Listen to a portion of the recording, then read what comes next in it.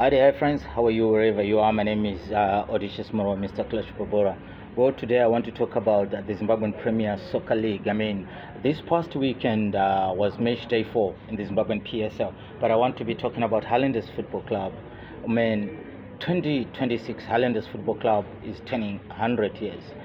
This is one of the biggest, the oldest club in Zimbabwean history and one of the most supported clubs in Zimbabwe. Well, a lot has been said about new coach Benjamin Maruwaru. He is now the head coach of Highlanders Football Club. The former Zimbabwean captain celebrated. He has played for top clubs in Europe. We know that he played for Portsmouth, Manchester City to be precise. So for him coming back home and getting the job to coach Highlanders Football Club has been big. There's a lot which has been said about Benjamin Maruwaru, and some of the criticism, I think, it has not been fair. This is a Highlanders club which last won the league in 2006, which is 20 years.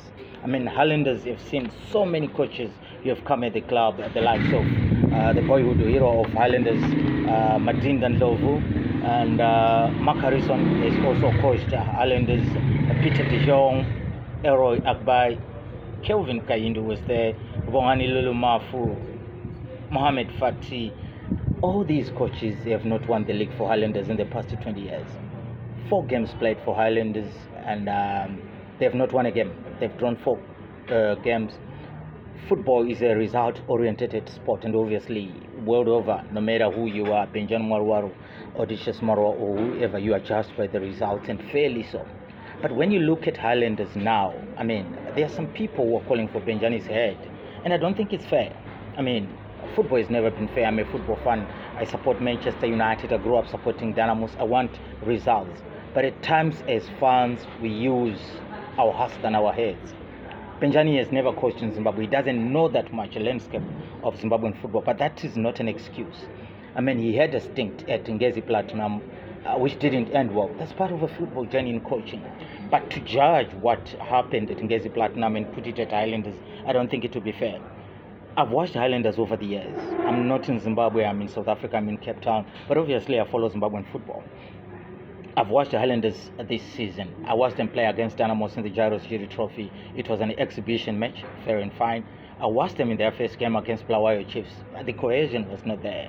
But what I saw against Dynamos, although it is always easy to hype yourself, to lift yourself up in those big matches, but I could see what is being built here. And people have got to be very careful. I like to give an example of a Pitso Musmani. I'm not saying that Benjamin is a Pitso Musmani. There was a time when Mamelodi Sundowns were struggling. They were struggling to find their identity. Pitso Musmani came to Highlanders football, to Mamelodi Sundowns. With the pedigree which he had, having coached Bafana Super Sport, being at the World Cup 2010, the expectations were high. So obviously the scrutiny is higher. He was persecuted by Mamelodi Sundowns fans, and there was a time when police had got to be called for escort, and he was under a lot of pressure. But Mamelodi Sundowns were having some poor results and poor performances. But something changed for Mamelodi Sundowns, and the rest is history. So all I'm saying is that, yes, results are wanted, but you've got to look at the bigger picture. If Highlanders had not won the league for the past 20 years, and now they are calling for Benjani's head and say he's not the right one. But who has been?